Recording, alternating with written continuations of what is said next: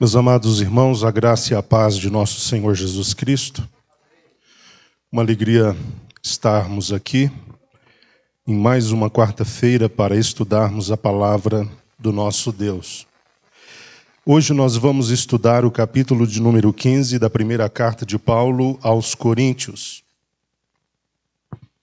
Na quarta-feira passada nós estudamos o capítulo 14, onde nós falamos a respeito do uso correto dos dons, em especial os dons de profecia e os dons de línguas.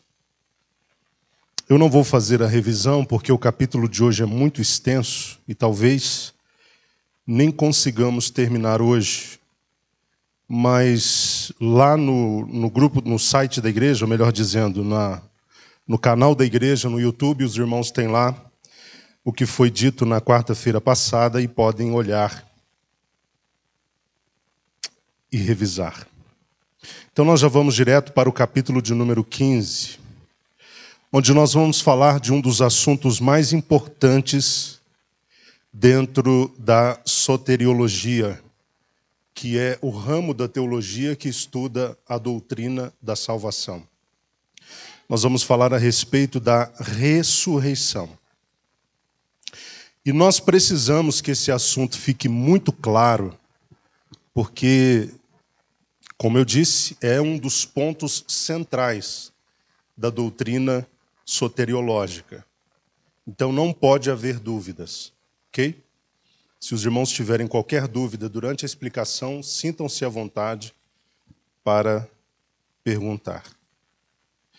Nós vamos nesta noite falar sobre o fundamento do Evangelho, que é a ressurreição de Cristo, e vamos falar da ressurreição dos santos. Nós vamos dividir a nossa ministração nestes dois pontos. O fundamento do Evangelho, que é a ressurreição de nosso Senhor Jesus Cristo, e a ressurreição dos santos.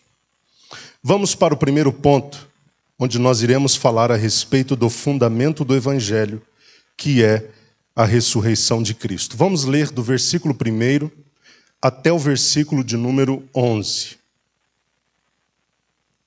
O apóstolo Paulo diz assim: Irmãos, lembro-vos do Evangelho que vos preguei, o qual também recebestes e no qual estáis firmes. Por meio dele também sois salvos, desde que vos apegueis com convicção à palavra que vos anunciei. Caso contrário, tendes crido em vão. Porquanto, o que primeiramente vos transmiti foi o que também recebi, que Cristo morreu pelos nossos pecados, segundo as Escrituras, foi sepultado e ressuscitou no terceiro dia, conforme as Escrituras. E apareceu a Pedro e depois aos 12. Depois disso apareceu a mais de 500 irmãos de uma vez, a maioria dos quais ainda vive, embora alguns já tenham adormecido. Mais tarde apareceu a Tiago e a todos os apóstolos, e depois de todos apareceu igualmente a mim, como a um que nasceu fora do tempo. Pois sou o menor dos apóstolos, nem mereço ser chamado apóstolo, porquanto persegui a igreja de Deus. Mas, pela graça de Deus, sou o que sou, e a sua graça para comigo não foi inútil.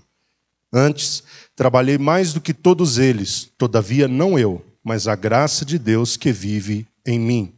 Portanto, quer tenha sido eu, quer tenham realizado eles, é isso que pregamos e é nisso que crestes. Como eu disse, nós vamos começar falando sobre a questão do fundamento do Evangelho, que é a ressurreição de Cristo. Havia na igreja de Corinto um grupo de pessoas que até criam na ressurreição de nosso Senhor Jesus Cristo, mas que tinham uma grande dificuldade de conceber a possibilidade de uma futura ressurreição dos crentes. Na visão deles, então, Cristo ressuscitou, mas os crentes não ressuscitarão.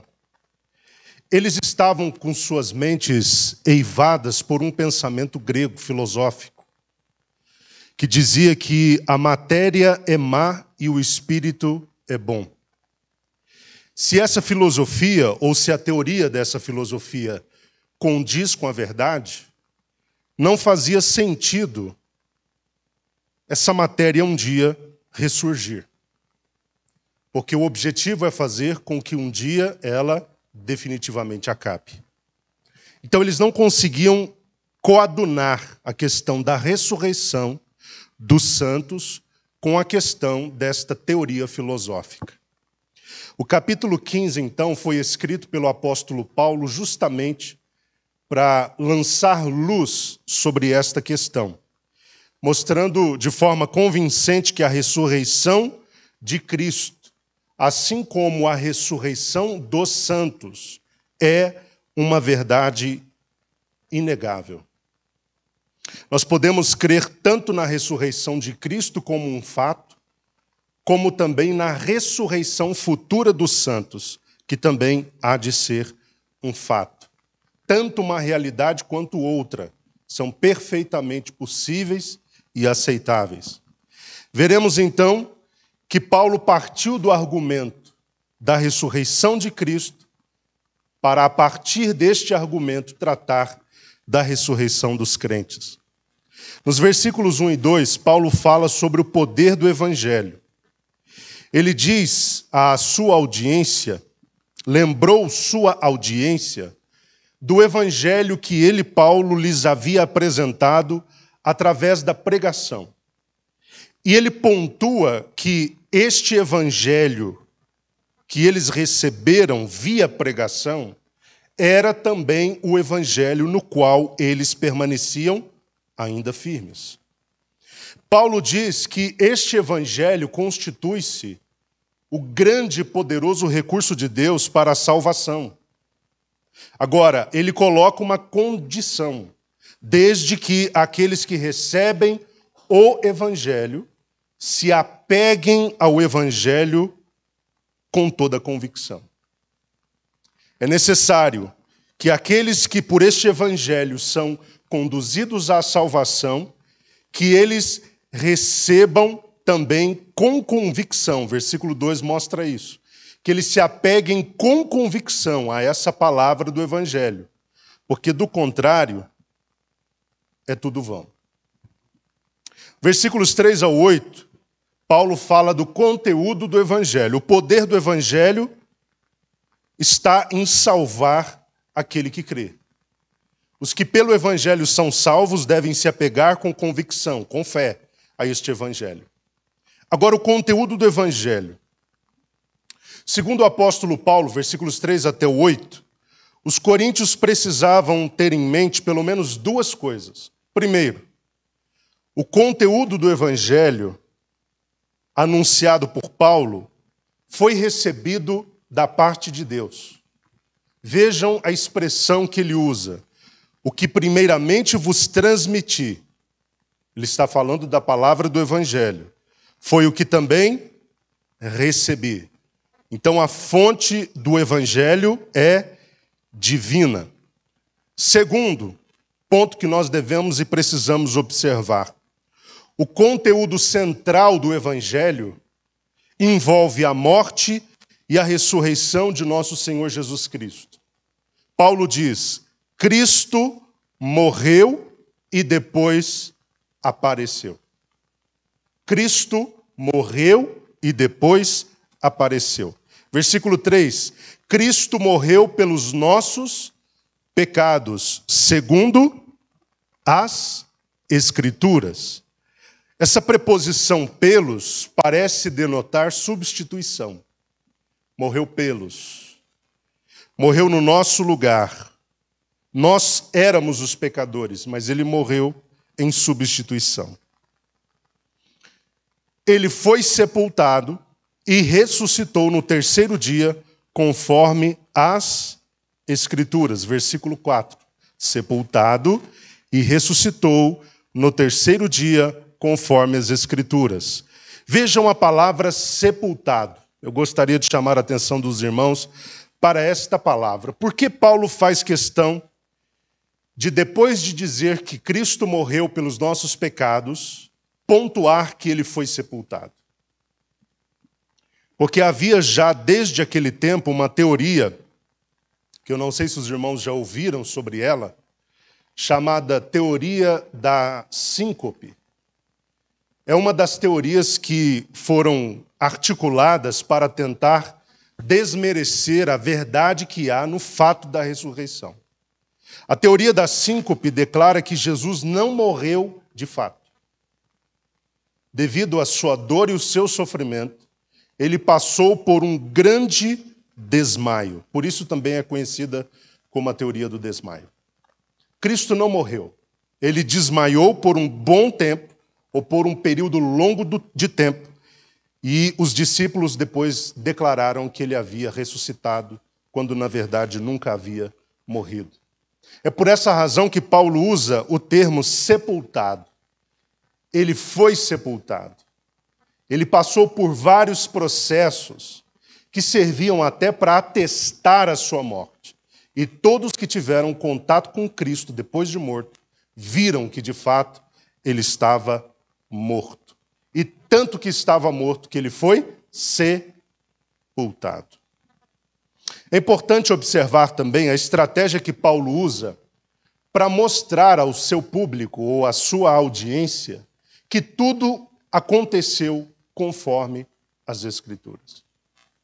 O que aconteceu com Cristo não destoava de tudo aquilo que Deus já vinha anunciando via profetas. Deus já vinha dizendo que ele seria levado como um cordeiro ao matadouro. Nos Salmos já estava predito que Deus não deixaria que o seu santo ficasse na morte, nem que ele visse a corrupção. Já estava tudo pré-declarado.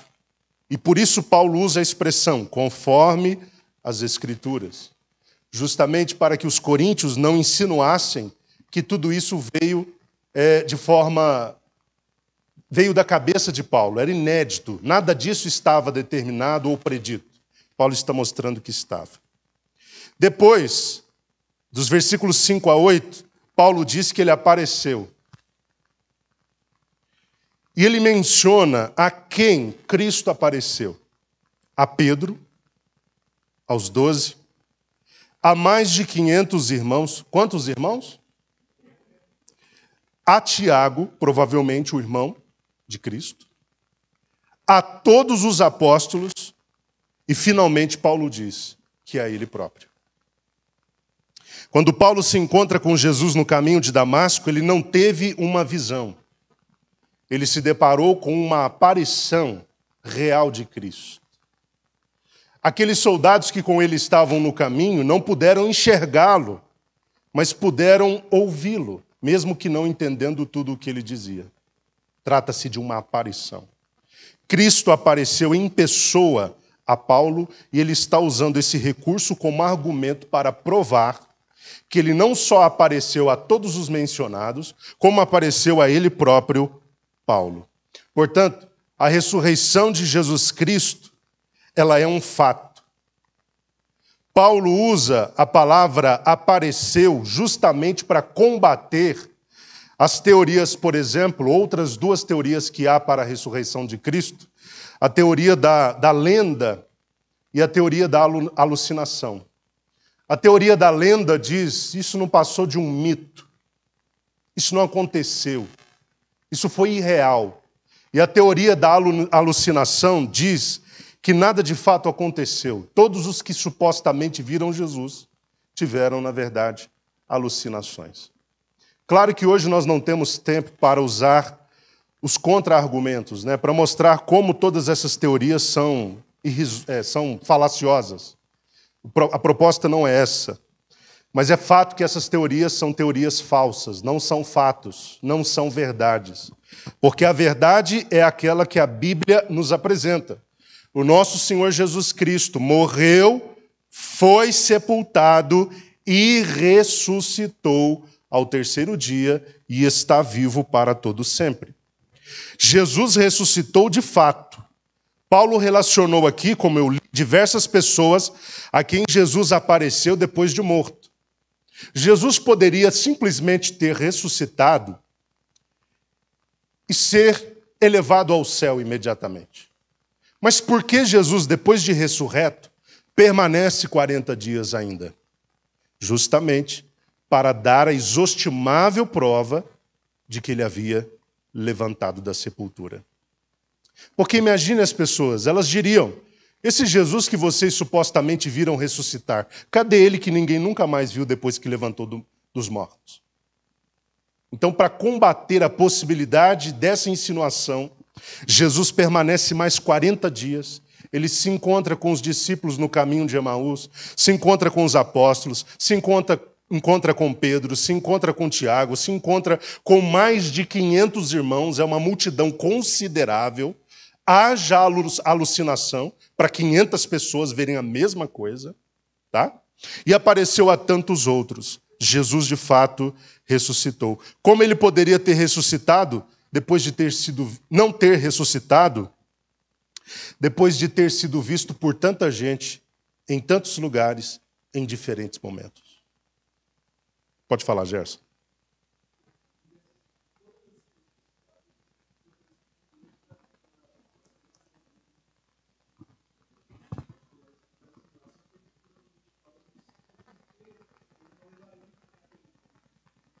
Sim, exatamente.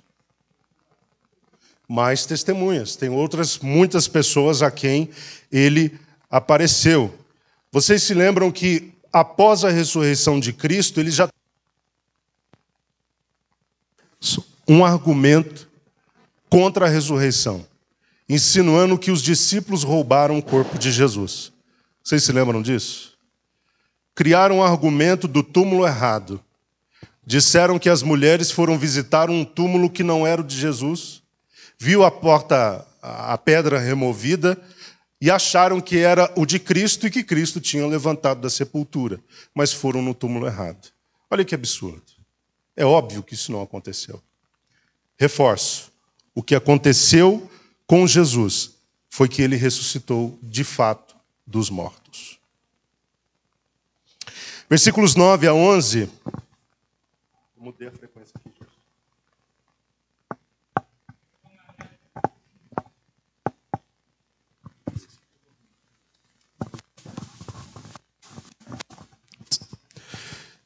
Versículos 9 a 11, Paulo se coloca como pregador do Evangelho. Paulo reconheceu, no final do versículo 8, que o seu chamado ao ministério apostólico aconteceu depois da convocação dos 12 apóstolos. Ele foi o último dos apóstolos a ser convocado, chamado para este ministério. E ele usa até a expressão como uma figura da criança que nasceu fora do tempo, justamente para ilustrar o fato dele ter sido chamado depois dos 12. Mas é claro que o fato dele ter sido chamado depois dos 12 não diminuía a grandeza do seu ministério apostólico. Dentre os apóstolos, no versículo 9, Paulo se achava ou se dizia ser o menor dos apóstolos. Isso porque ele havia sido perseguidor da igreja. Sou o menor dos apóstolos e nem mereço ser chamado apóstolo, porquanto persegui a igreja. Apesar disso, ele sinaliza que foi escolhido por Deus em sua graça. E é interessante que no versículo 10 ele diz que procurou de forma extenuante corresponder à altura à eleição vinda da graça. Mas pela graça de Deus sou o que sou. Sou o que sou o quê? Sou apóstolo. E a sua graça para comigo não foi inútil. E não foi inútil por quê? Porque trabalhei mais do que todos eles. Todos eles quem? Todos os apóstolos. A graça o elegeu para o ministério apostólico. E ele fez jus a essa eleição.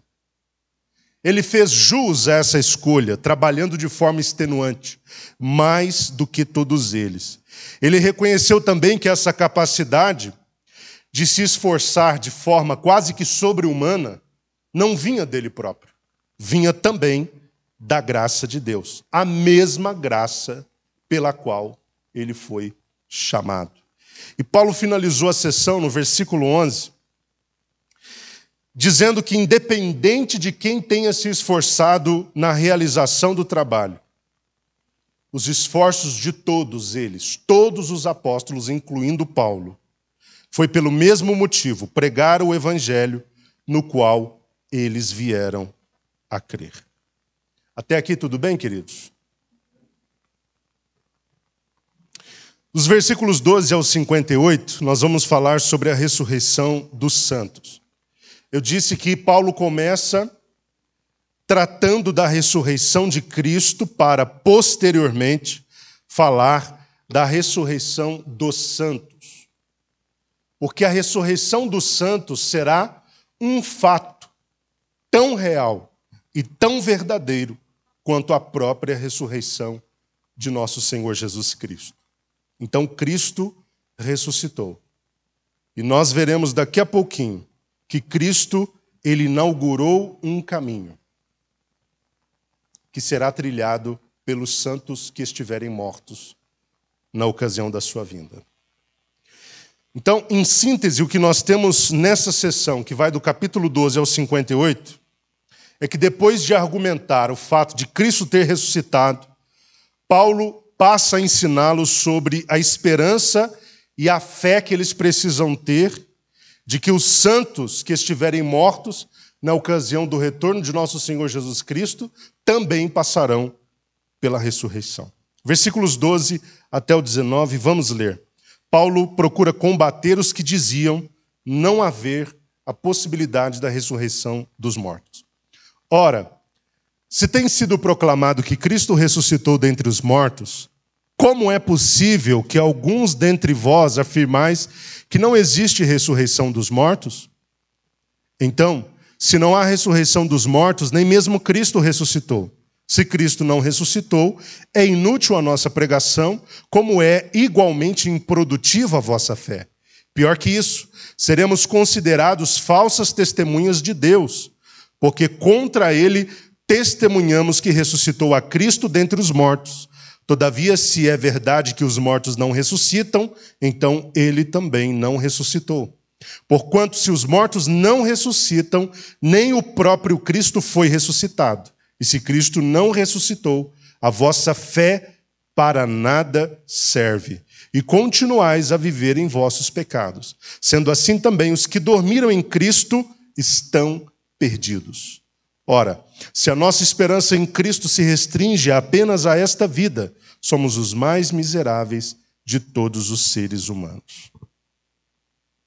Paulo, então, reconheceu que havia entre os coríntios alguns,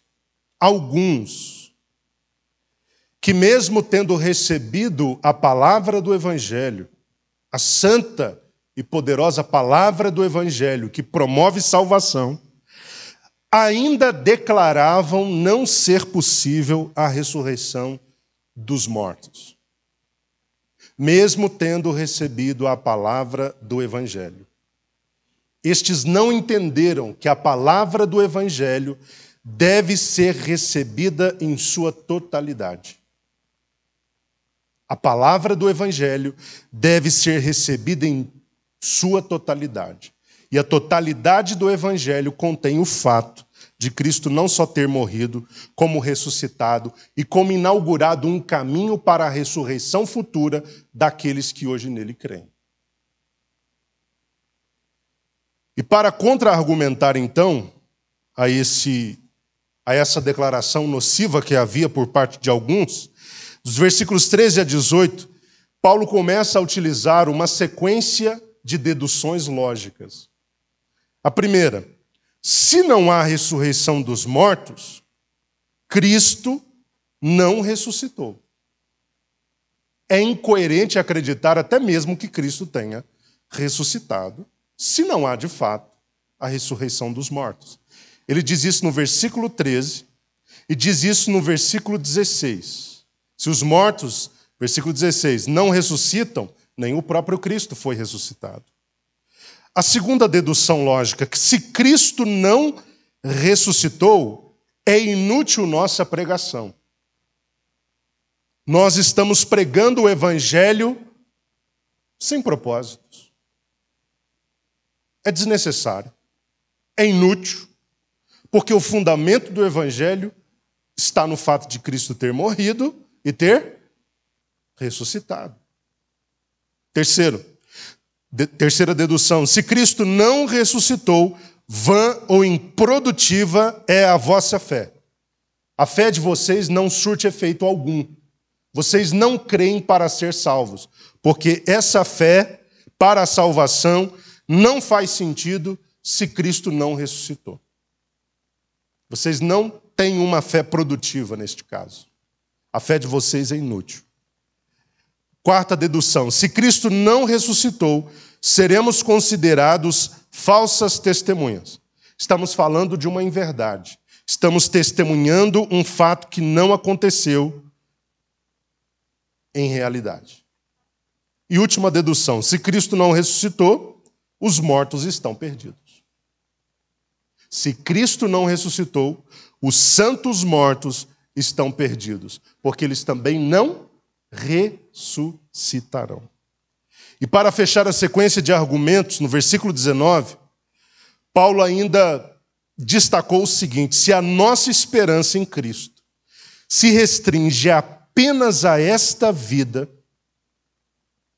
ou seja, se a nossa esperança em Cristo não acredita na verdade de que a vida não termina quando termina, que a vida não acaba quando o corpo morre, mas que haverá uma outra vida onde nós seremos, num outro momento, numa outra vida, onde chegará o tempo em que seremos ressuscitados para viver uma eternidade com Deus, então somos os mais miseráveis de todos os seres humanos, se a gente não acredita nisso. Se a nossa perspectiva de vida se restringe apenas a esse tempo, nós somos os mais miseráveis de todos. Versículos 20 até o 28. Jesus Cristo é colocado por Paulo como o primeiro a ressuscitar dentre os mortos. Vamos ler, versículos 20 a 28. No entanto, em realidade, Cristo ressuscitou dentre os mortos. Em realidade, vejam essa expressão, em realidade, você pode substituir por em fato. Em verdade, de forma inquestionável. Cristo ressuscitou dentre os mortos, sendo ele o primeiro dos frutos dentre aqueles que dormiram. Dormiram é uma palavra para morreram. Nós não defendemos a teologia do sono. Tem igrejas evangélicas que acreditam que os que estão mortos estão dormindo, num estado de inconsciência. Nós não acreditamos nisso. Cuidado, viu, queridos? Nós cremos que os que morreram estão num estado desperto, num estado de lucidez, de consciência plena. Dormir é uma figura de linguagem, uma expressão para morrer. Dormiram, morreram. Versículo 21. Porque assim como a morte veio por um homem, da mesma forma por um homem veio a ressurreição dos mortos. Porquanto assim como em Adão todos morrem, em Cristo todos serão vivificados. Contudo, cada um por sua vez. Cristo primeiro, logo depois os que são de sua propriedade na sua vinda. Então virá o fim, quando ele entregar o reino a Deus, o Pai, depois de ter destituído ou destruído todo domínio, potestade e poder, porque é necessário que ele reine até que absolutamente todos os seus inimigos sejam derrotados debaixo de seus pés. E o último inimigo a ser destruído é a morte, pois ele tudo sujeitou debaixo de seus pés. Porquanto, quando se afirma que tudo lhe foi submetido, é evidente que isso não inclui o próprio Deus, que conduziu todas as coisas à submissão de Cristo. Todavia, quando tudo lhe estiver sujeito, então o próprio Filho se submeterá àquele que todas as coisas lhe colocou aos pés, a fim de que Deus seja absolutamente tudo em todos. No versículo 1, então, Paulo assegurou garantiu que os crentes, que Cristo em realidade ressuscitou e que ele inaugurou uma realidade futura onde os crentes que na ocasião da sua vinda estiverem dormindo também ressuscitarão. Cristo inaugurou o caminho. A expressão que Paulo usa, que é muito interessante, é: ele foi o primeiro fruto dentre aqueles que dormiram.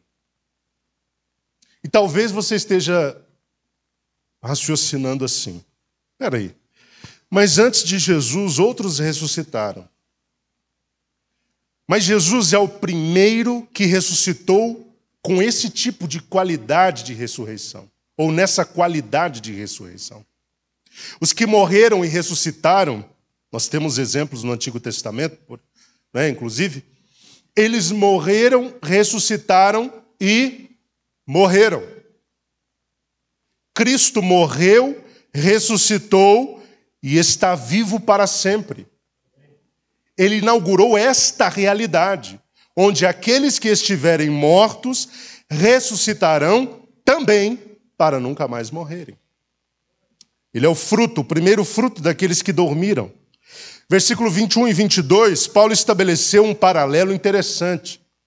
Ele gostava de estabelecer paralelos entre Adão e Cristo. Ele fez isso em Romanos. Agora ele está fazendo aqui no capítulo 15. Estabelece um paralelo entre Adão e Cristo para mostrar o contraste que há entre o legado deixado por cada um deles. De Adão, versículo 21, diz Paulo, que de Adão veio a morte. Em Adão todos pecaram, todos morreram. Mas de Cristo veio o quê? Em contrapartida, a ressurreição dos mortos. Os irmãos estão se localizando aí no texto? Por um homem veio a ressurreição dos mortos, contrapondo-se à morte que veio por um homem. Versículo 22, em Adão todos morreram. Todos foram encerrados debaixo desta danosa realidade. Mas em Cristo, todos quem? Todos os santos serão vivificados. O que é vivificados? Ressuscitados. Cristo foi o primeiro a ressuscitar dos mortos. Como eu disse, como Paulo diz, ele inaugurou uma nova realidade, um caminho. Ele atravessou primeiro o caminho. Os próximos a ressuscitarem serão aqueles que Paulo qualifica no versículo 23 como os de sua propriedade. E Paulo fala isso, ele distingue bem, que ele vai ressuscitar os de sua propriedade na sua vinda, justamente para estabelecer uma linha de corte, para que os coríntios, nem eles e nem nós hoje, cogitássemos a possibilidade de que a ressurreição para a vida eterna com Deus é uma realidade aplicável a todos indistintamente. Não é. Haverá sim uma ressurreição dos ímpios, como haverá uma ressurreição dos justos. Mas a Bíblia mostra com toda clareza a distinção entre as duas ressurreições. Os ímpios ressuscitarão para a vergonha e o desprezo eterno. E não será num corpo de glória. Os justos, por outro lado, ressuscitarão para a vida eterna, com um corpo completamente transformado. Mas quem vai colocar o corpo do cristão neste lugar de glorificação é Cristo. Ele vai fazer isso com os que são de sua propriedade. A vinda de Cristo, então, ela será o evento que marcará este acontecimento. O acontecimento da ressurreição dos santos mortos. O cumprimento da promessa está condicionado a esse evento. Versículo 24, Paulo diz que a vinda de Cristo será também o evento que não só marcará o início da ressurreição ou a obra da ressurreição dos santos mortos, como também a vinda de Cristo será o evento que desencadeará o fim. O fim de todas as coisas. Paulo diz que quando o fim chegar,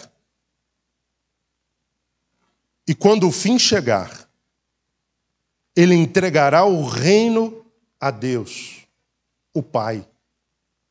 Depois de destruir todo domínio, potestade e poder, sendo o último deles a morte. Olha que coisa extraordinária. Entregará o reino a Deus, o Pai. Versículo 25, isso no versículo 26, voltando para o versículo 25. Enquanto o fim não chega, porque o fim não veio, virá, mas não veio.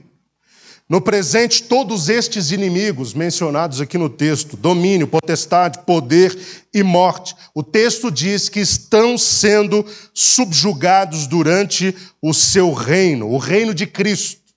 Paulo diz, é necessário que até lá Cristo reine. Versículo 25, olha só a palavra exata. É necessário que ele reine até que. Isso está determinando até onde? O prazo. Até que todos os seus inimigos, estes que são citados, domínio, potestade, poder e morte, sejam prostrados diante ou debaixo, melhor dizendo, de seus pés. Cristo está reinando. Eu tenho dificuldade de achar uma forma de acreditar nessa teologia que diz que Cristo já não está reinando. Cristo é rei sobre todas as coisas. O texto diz que tudo lhe foi submetido pelo Pai. Domínios, potestades, poderes, morte, tudo está debaixo da sua ordem. O mundo, o universo, as coisas criadas não estão debaixo do controle de Satanás. Estão debaixo do controle daquele que é Rei dos Reis, Senhor dos Senhores. E ele está exercendo uma obra inegável de sujeição desses poderes. Quando essa obra estiver finalizada, ele vai entregar tudo a Deus. Nós veremos aqui mais um pouco sobre isso. Eu creio que a igreja ela tem uma participação muito ativa nisso que Cristo está fazendo. Cristo é o rei e tudo lhe está sujeito. Mas a igreja colabora à medida que avança na pregação do evangelho para que tudo vá se submetendo a Jesus. A igreja expõe a luz do sol da justiça. E à medida que a igreja vai apresentando a luz do sol da justiça, e os raios que fluem dessa luz, que é Cristo, que é o sol, vão alcançando novos lugares, novas geografias, novas pessoas, novos espaços, novos territórios, novas repartições. O reino de Cristo vai se estendendo e os poderes vão se submetendo cada vez mais a partir do trabalho eficiente da igreja. É por isso que a igreja não pode parar de trabalhar. Nós temos que corroborar para que todos esses poderes sejam, de fato, colocados em sujeição completa e absoluta ao nosso Senhor Jesus Cristo, porque aí virá o fim. Mas o nosso Senhor reina sobre todas as coisas. Ele comanda tudo o que existe. Ele manda em tudo o que foi criado. Versículo 27, tudo o que existe foi criado, está submetido a Cristo, mas um dia estará completamente sujeito a Ele, exceto o próprio Deus. Paulo faz essa ressalva, exceto o próprio Deus. Versículo 28, quando tudo, enfim, estiver sujeito a Cristo, o próprio Cristo, de modo voluntário, submeterá tudo a Deus, para que Deus seja tudo em todos. Não entenda essa sujeição como uma renúncia da deidade, porque senão alguém pode dizer: então quer dizer que Jesus vai renunciar à deidade, à divindade, o fato de ser Deus, para ser alguém inferior a Deus Pai? Não, Jesus não vai abrir mão da sua deidade, da sua essência de Deus, do ser Deus, mas ele vai se colocar voluntariamente num lugar de obediência, sendo ele ainda Deus, como Deus Pai é Deus, respeitando os papéis que foram determinados para cada um. Ele vai colocar tudo em sujeição a Deus. Então, nesse tempo, Deus será tudo em todos, será a Trindade reinando sobre tudo. Deus Pai, Deus Filho, Deus Espírito Santo. Versículos 29 a 32, Paulo argumentou. Vamos ler, né? Nós não lemos. 29 a 32.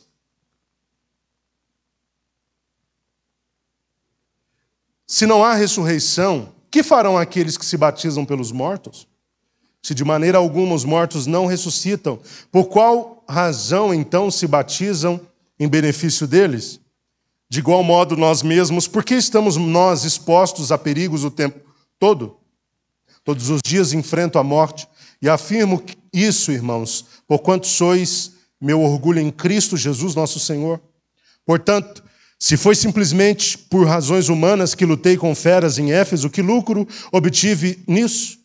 Ora, se os mortos não ressuscitam, comamos e bebamos, pois amanhã morreremos. Se a ressurreição, então, dos santos no futuro não é uma verdade, então o batismo, preste atenção aqui, esse é um ponto delicado.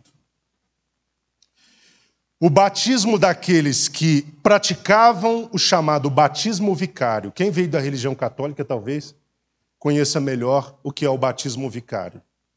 É o batismo feito em favor dos mortos, tá? Batismo feito em favor dos mortos. Ou até mesmo aquele batismo daqueles que se batizavam para um dia se encontrarem com os seus antepassados que serviram a Deus e que também morreram. Nada disso fazia sentido algum, seja em qual for a hipótese. Se a ressurreição não é uma realidade futura, então, por que determinadas pessoas fazem o chamado batismo vicário, que talvez já era uma prática, talvez não, certamente já era uma prática pagã daquele tempo, e que muitos coríntios haviam se embrenhado nesse caminho? Não faz sentido, vocês estão batizando em favor de algum morto, se não haverá a ressurreição, porque ele precisa de salvação. Não faz sentido. Se não há ressurreição, então vocês que se batizam na esperança de um dia se unir aos seus antepassados. Também não faz sentido. Eu disse que é um versículo complicado, irmãos, delicado, porque só para os irmãos terem uma ideia, existem cerca de 40 interpretações para esse versículo 29. 40. Eu não quero arriscar em dizer qual seria a interpretação correta para esse versículo. Mencionei 2 aqui, mas tem mais 38. Ok? É um versículo complicado. Fato é que Paulo não está insinuando que o batismo pelos mortos seja algo que deva ser praticado pela igreja. Tá? Paulo menciona isso, mas de modo nenhum a gente pode achar que esse batismo pelos mortos esteja correto. Não é bíblico. Não há respaldo bíblico para isso. Versículo 30 a 32, se a ressurreição não é uma realidade futura para os crentes, então a morte representa o quê? Representa o fim de tudo. Morreu, acabou. Não tem ressurreição, não tem vida eterna, não tem nada. Morreu, acabou. Então os perigos a que nós estamos expostos por causa de Cristo e do Evangelho também são sem propósito. Não faz sentido. Paulo disse, então, eu estou sofrendo riscos aí, correndo riscos e perigos, inutilmente, se não haverá ressurreição, não faz sentido. Versículo 32, se a ressurreição não é uma realidade futura para os crentes, então a esperança também é inútil. Comamos, bebamos, porque amanhã morreremos. Não tem sentido ter esperança. E finalizando essa sessão, Paulo aconselhou os cristãos no versículo 33 e 34, primeiro, a não se enganarem. Versículo 33. Não vos enganeis. Por quê? Porque a associação com pessoas más pode não só solapar, como corromper a verdadeira fé. Não vos enganeis. As más companhias corrompem os bons costumes. Solapam, ou seja, extraem força e corrompem as más companhias. Paulo está chamando a atenção deles para que tivessem cuidado com as pessoas com quem eles estavam andando, por mais que estas pessoas estavam dentro da própria igreja de Cristo. Nós temos que ser seletivos, tá, queridos? Nós temos de aprender a selecionar com quem que a gente vai andar. Amar, a gente tem que amar todo mundo. Mas andar, a gente tem que selecionar bem, se a companhia é boa. Porque se a companhia não é boa, solapa a fé e corrompe. Versículo 34. Segunda recomendação. Paulo recomenda a eles a recobrarem o bom senso e a pararem de pecar.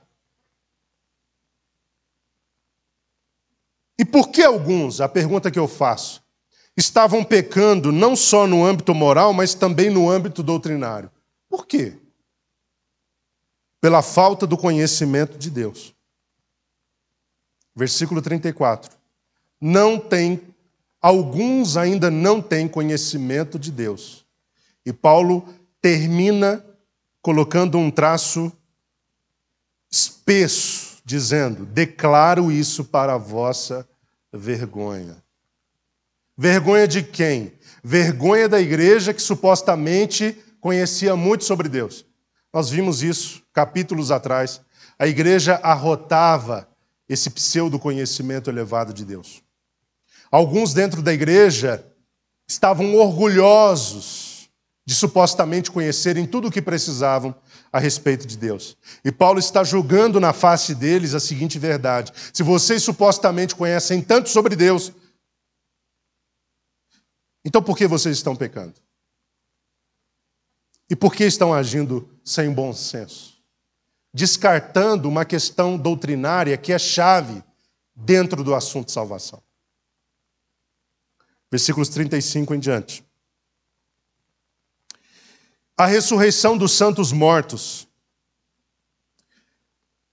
Paulo inteligentemente procura antecipar duas prováveis perguntas, que seriam, eu diria, perguntas naturais dentro do assunto, considerando a plateia onde alguns não criam na ressurreição.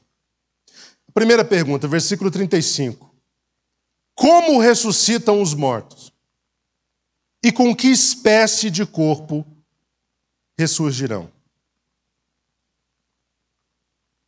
Como ressuscitam os mortos? E com que espécie de corpo ressurgirão? Vamos ler rapidamente, 35 até o 44. Entretanto, é possível que alguém questione: como ressuscitam os mortos? E com que espécie de corpo ressurgirão? Insensato, o que semeia não nasce, a não ser que primeiro morra. Quando semeais, não semeais o corpo que virá a ser, mas apenas uma simples semente, assim como a semente de trigo ou a outra qualquer. Mas Deus lhe dá um corpo, como determinou. E a cada espécie de semente dá seu corpo apropriado. Nem toda a carne é de mesma espécie. Os seres humanos têm uma espécie de carne, enquanto os animais possuem outra. As aves outras e os peixes uma outra diferente. Também existem corpos celestes e corpos terrestres, todavia, um é o esplendor dos corpos celestes ou celestiais, e outro diferente é o brilho dos corpos terrestres. Um é o esplendor do sol, outro da lua, e outro ainda o fulgor das estrelas, e as estrelas diferem em luminosidade umas das outras. Assim será com a ressurreição dos mortos. O corpo que é semeado é perecível e ressuscita imperecível. É semeado em desonra, mas ressuscita em glória. É semeado em fraqueza, porém ressuscita em poder. É semeado em corpo natural, contudo ressuscita um corpo espiritual. Ora, se há corpo natural, há também corpo espiritual. Vejamos, queridos. Paulo começa a responder a primeira pergunta para depois responder a próxima. Mas ele começa a responder a primeira pergunta se valendo da metáfora da semente. É interessante, Paulo era muito didático, como Cristo foi didático, como todos os escritores são muito didáticos. Eles sempre encontram uma maneira de traduzir aquela revelação. Porque a revelação de Deus ela é tão forte, é tão profunda, tem tantas nuances, que uma ilustração, às vezes, não encerra toda a verdade daquela revelação. Então, por isso nós temos na Bíblia tantas ilustrações, tantas metáforas, tantas figuras. Porque a revelação é ampla demais, profunda demais, extensa demais, tem nuances demais, e por isso essa gama de ilustrações que nós temos. Então, Paulo, para tentar traduzir a revelação dessa verdade, ele usa a figura da semente. No versículo 36, ele mostra que a condição inegociável para a germinação da semente é a sua morte. Ela morre e algo nasce. E o que se semeia? Essa é a grande pergunta. O que se semeia?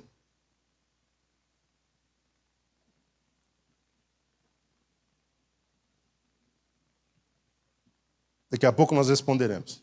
Estamos no versículo 36, eu estou avançando sem ver aqui. O que semeia não nasce a não ser que primeiro... Então, qual é a condição para a germinação da semente, para que ela produza algo maior do que ela? A morte. Versículo 37. O corpo natural de agora é a semente. É uma simples semente. Não se semeia algo que virá a ser. Se semeia o que se tem. Se a semente é o corpo, o que se tem agora para semear? O corpo natural. Sim ou não? 38. A semente que é o corpo foi dada por? Mas Deus lhe dá um corpo. Então a semente que é o corpo foi dada por Deus. Versículo 39. Cada ser que foi criado tem um tipo de corpo. Uma espécie de corpo. Um tipo de semente, um tipo de carne. O homem tem um tipo de corpo, os animais outro, as aves outro, os peixes outro ainda diferente. Paulo diz que até o sol, a lua e as estrelas têm um corpo, cada qual com seu brilho, cada qual com seu esplendor. Vejam que ele não só diz que o ser humano tem um corpo, conforme a sua espécie, conforme o que foi determinado para a sua espécie, como tudo tem um corpo. Todo ser que foi criado tem um corpo, mesmo no reino animal. Versículo 42, nós temos que a ressurreição dos mortos será em decorrência do semear do corpo. A partir do versículo 42, tá? A ressurreição será uma decorrência do semear do corpo.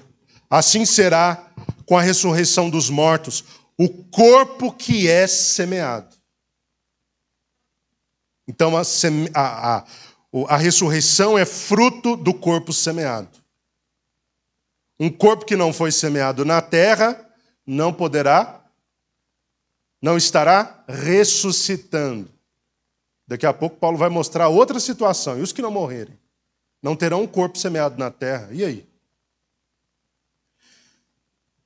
Semeia-se, versículo 42, semeia-se um corpo. Olha que coisa extraordinária.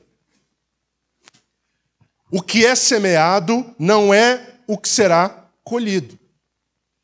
O corpo semeado não é o corpo que teremos. E Paulo mostra isso com toda clareza a partir do versículo 42. A semente como algo muito abaixo do resultado dela. Semeia-se um corpo perecível e ressuscita imperecível. É maior? 43, parte A. Semeia-se um corpo em desonra mas ressuscita em glória. O que se tem, ou que se virá a ter, é maior do que a semente que será lançada. Semeia-se um corpo em fraqueza, 43, parte B, porém ressuscita em poder. 44. Semeia-se um corpo natural, contudo ressuscita um corpo espiritual. Tanto na esfera do natural quanto na esfera do sobrenatural ou do espiritual, há um corpo. Paulo procura mostrar essa realidade. Porque haviam crentes preocupados. Tá, nós vamos ressuscitar, mas aí nós sairemos de um corpo para nenhum corpo. Paulo procura mostrar, não, há um corpo nas duas esferas, nas duas dimensões. Na dimensão natural, há um corpo, mesmo que decadente, mas há um corpo. E na esfera espiritual, também há um corpo, que é muito superior ao corpo semeado no natural. Nas duas realidades há um corpo. Isso é importante. Aqui Paulo respondeu a segunda pergunta dos coríntios. Com que espécie de corpo ressurgirão, então? Essa é a segunda pergunta que ele vai responder. O primeiro corpo dado por Deus, Paulo mostra que é um corpo natural. Mas o corpo que será dado é de natureza espiritual. Versículos 45 e 46. Da mesma forma está escrito, Adão, o primeiro homem, foi feito alma vivente. O último Adão, no entanto, é espírito vivificante. Assim não foi o espiritual que veio primeiramente, mas sim o natural. Depois dele, então, chegou o espiritual. Primeiro Deus dá um corpo natural. Ele deu um corpo, depois de ter feito de Adão, ele deu um corpo a Adão e fez dele alma vivente. Jesus Cristo, que é o último Adão, veio para dar a este homem, que é natural, um espírito vivificante. Porque Jesus é o espírito vivificante. Veio para dar espírito vivificante. Adão representa o homem, então, que primeiro recebeu esse corpo natural, depois de ter sido feito alma vivente, acabei de dizer. Cristo representa o homem espiritual, que veio como espírito vivificante. Seguindo essa lógica, nós vemos que primeiro veio o natural, depois veio o espiritual. A lógica segue em relação à questão da ressurreição. Primeiro nós temos isso daqui. Essa casa terrestre, esse tabernáculo, essa tenda desmontável, é o que nós temos, é o natural. Mas isso aqui será substituído por algo espiritual. Algo que não acaba, não morre, não termina, e que é infinitamente superior ao que nós temos agora. Assim como o que se tem depois da germinação da semente é maior do que o que se tinha a princípio na própria semente. Você pega uma semente pequena de laranja, semeia na terra, é uma semente pequena de laranja. Aquilo pode produzir um pé de laranja que vai gerar quantas laranjas? Muitas. Então, isso aqui é nada comparado com o que teremos. Vamos parar por aqui. Eu li o versículo 45 e 46. Li. Semana que vem nós vamos do versículo 47. Não, vamos terminar, irmãos. Falta muito pouca coisa. Vamos só terminar. 47 a 49. Falta 2 minutos. O primeiro homem foi formado do pó da terra. O segundo homem é dos céus. Os que são da terra são semelhantes ao homem terreno. Os que são dos céus, ao homem celestial. Assim como obtivemos a imagem do homem terreno, receberemos de igual modo a imagem do homem celestial. O primeiro Adão é natural porque veio da terra. O segundo e último Adão é espiritual porque veio dos céus. O primeiro Adão é o Adão, nosso pai, nosso progenitor, nosso representante de raça. O segundo Adão, que veio dos céus, é Cristo. Versículos 48 e 49, como lemos, assim como nós recebemos um corpo natural, que é proveniente de Adão, que foi nosso pai, formado do pó da terra, contendo uma natureza terrena, que é retrato do homem terreno. Paulo nos assegura, a palavra nos assegura, que receberemos no futuro um corpo espiritual, que é de natureza espiritual e que é feito conforme a imagem do homem celestial. Quem é este homem? Jesus Cristo. Ele é o homem celestial, porque ele veio dos céus. Na semana que vem nós vamos do versículo 50 até o 58, onde nós vamos falar sobre a ocasião da transformação dos vivos. Porque talvez alguns pudessem perguntar, mas os que não morrerem na ocasião da vinda? Os que morreram ressuscitarão, mas os que estiverem vivos, porque a humanidade vai seguir em frente. Quando Jesus voltar, a humanidade está fluindo na sua vida natural. E os santos que estiverem vivos? Paulo vai responder essa pergunta sobre o que vai acontecer com eles. Então, irmãos, não se esqueça. O fundamento do Evangelho, o fundamento principal é Cristo veio, morreu, ressuscitou. E ele inaugurou um caminho de ressurreição futura para os santos. Se na ocasião da sua vinda nós não estivermos mais aqui, porque nós não sabemos quando será essa vinda. Se quando ele vier nós não estivermos mais aqui, não temos com que nos preocupar, porque ele vai nos chamar de volta à vida num corpo transformado. É bom ser crente? Eu diria mais, é bom ser salvo? É excepcional. O ímpio vai morrer na sua impiedade. Ele vai ressuscitar para a perdição eterna, para a morte. A Bíblia chama de morte eterna. Se a salvação é vida eterna, a perdição é morte eterna. Os ímpios também serão levantados da sepultura, mas, como eu disse, num corpo de vergonha e para desprezo eterno. Eles serão sentenciados por Deus a viverem eternamente no inferno. Como eu sempre tenho dito, não haverá uma outra possibilidade num ponto qualquer da eternidade para esses ímpios que forem condenados? Não. Qual é o tempo de oportunidade que Deus dá para o homem? Este. Morreu, acabou as oportunidades? Acabaram as oportunidades. O destino é selado na morte. Ou o indivíduo vai para junto de Deus, ou o indivíduo vai para longe de Deus. Viver eternamente com o Senhor, usufruindo da glória toda que Ele promete, e uma glória maior ainda do que nós podemos mencionar, ou dimensionar, ou então viver eternamente afastado da presença do Altíssimo, junto com Satanás, os seus anjos e a morte, e todos os perdidos em todos os tempos.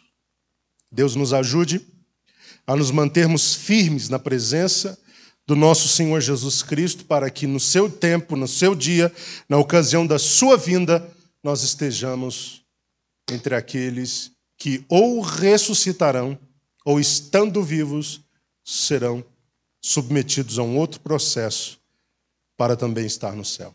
Deus abençoe cada um dos irmãos, em nome de Jesus.